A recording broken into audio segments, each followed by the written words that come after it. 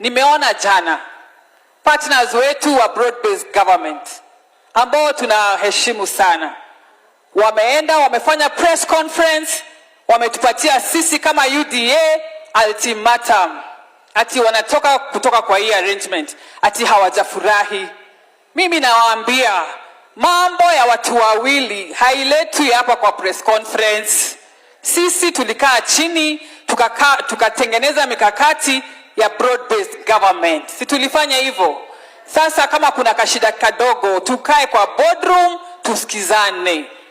Si kuanikana.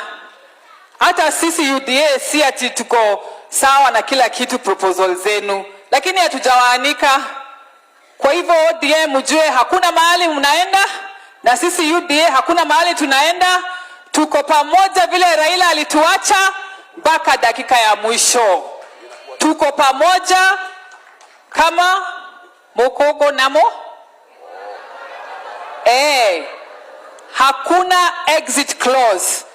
Hakuna exit clause kwa hii arrangement ya broad-based government.